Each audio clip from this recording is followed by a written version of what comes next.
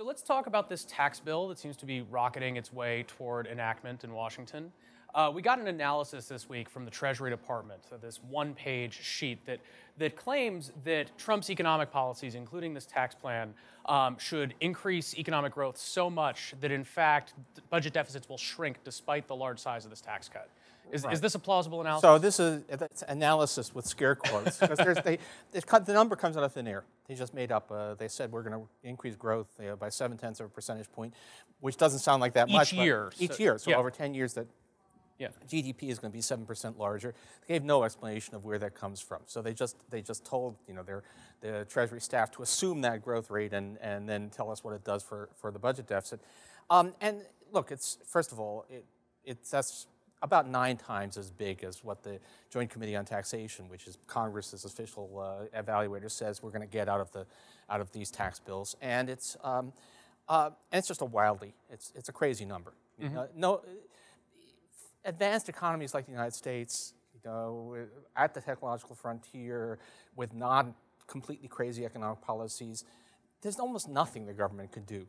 The most ideal policy in the world is not going to boost GDP by 7%. So this is crazy.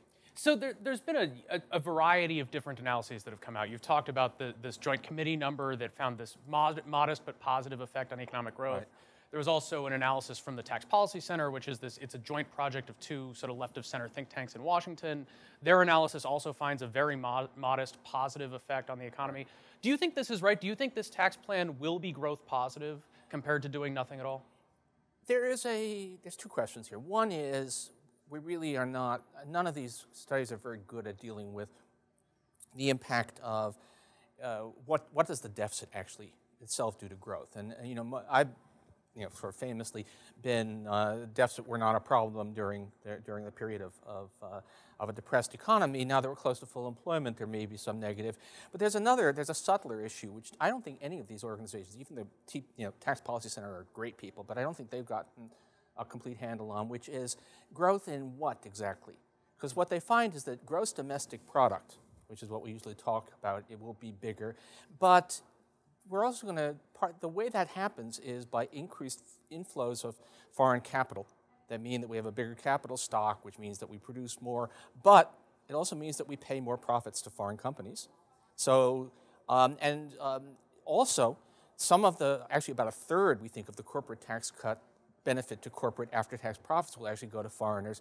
So if we ask what happens to gross national income, the actual income of U.S. residents, it's not at all clear that that goes up at all. Oh, so that's interesting. So usually, people talk about GDP, which is gross domestic product, which is total activity economic activity within the United States. You're saying that the gross national product number, which is the total economic activity that accrues to people in the United States, so including U.S. profits from foreign activities, but excluding profits to foreign owners from U.S. activities. You're saying that could be negative even if GDP was positive? Yeah, it's never been an important issue in the United States until now, because the difference between GDP and GNP is trivial.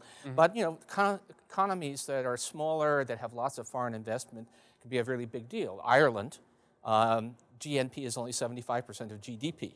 Because there's so much foreign ownership. Now, and this bill, even if it does what it's supposed to, it kind of moves us towards being more like Ireland, which means that we could see a headline GDP number that is up some, but that's all or almost all offset by these increased payments to foreigners.